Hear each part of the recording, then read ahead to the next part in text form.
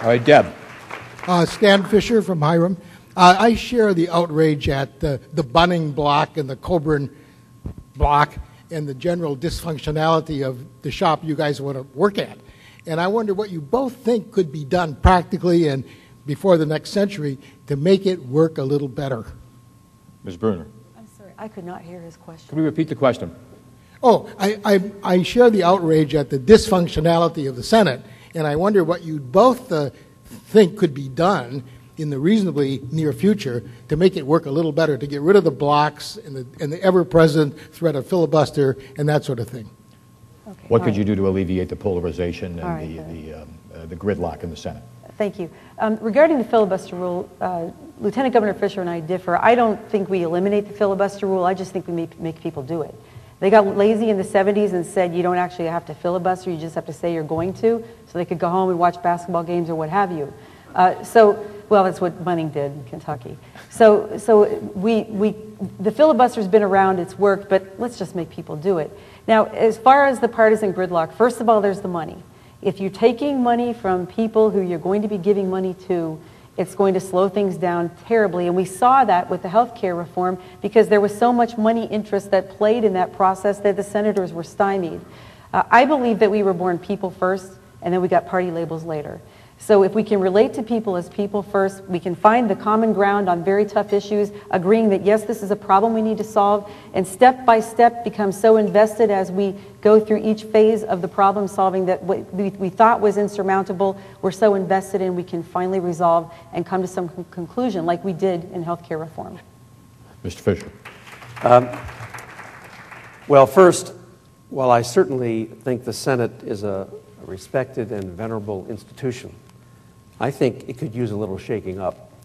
And I think that rather than playing around the edges with the filibuster rule, it should be eliminated. I'll tell you why.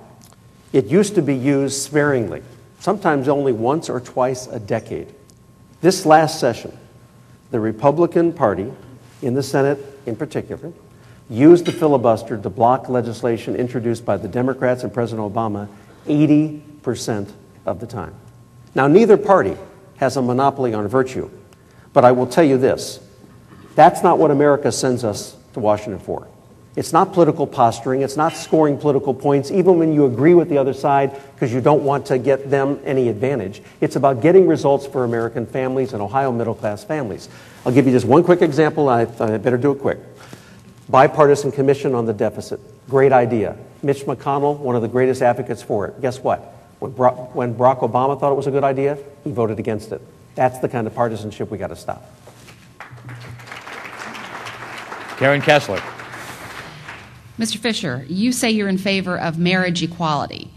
And how does that differ from being supportive of same-sex marriage? And if you're in the middle here, aren't you risking offending people who support same-sex marriage and people who oppose it? Well, first of all, Karen, I believe it's the same thing.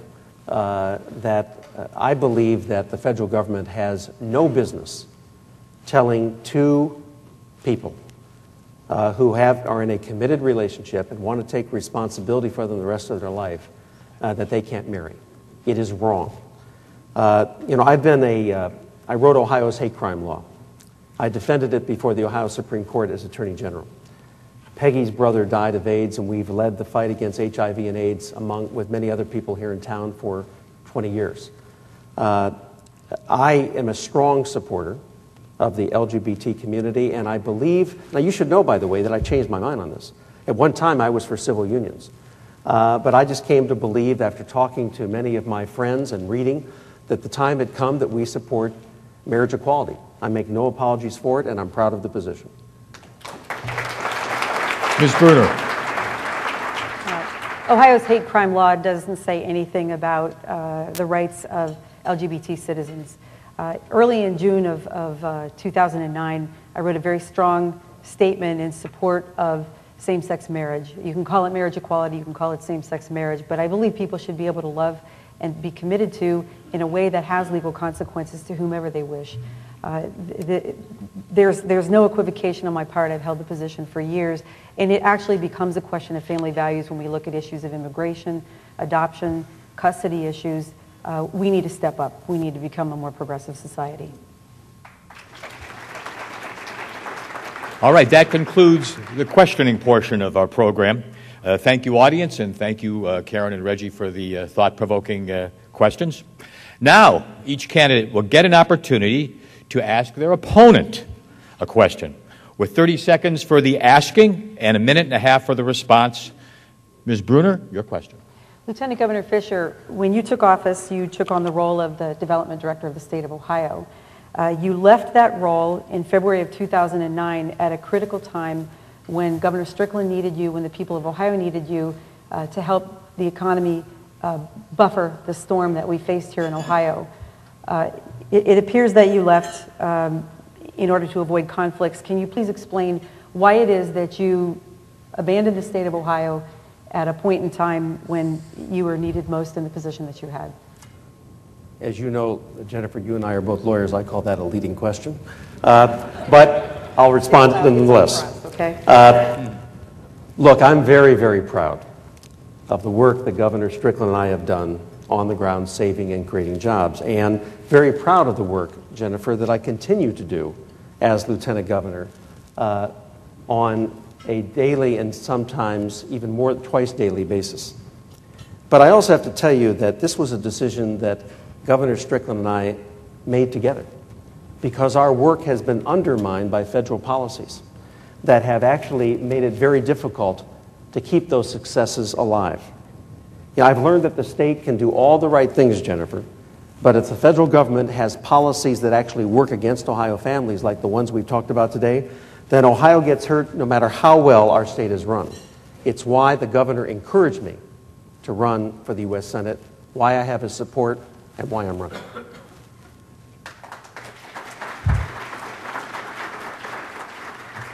All right, Mr. Fisher, your question for Ms. Brunner.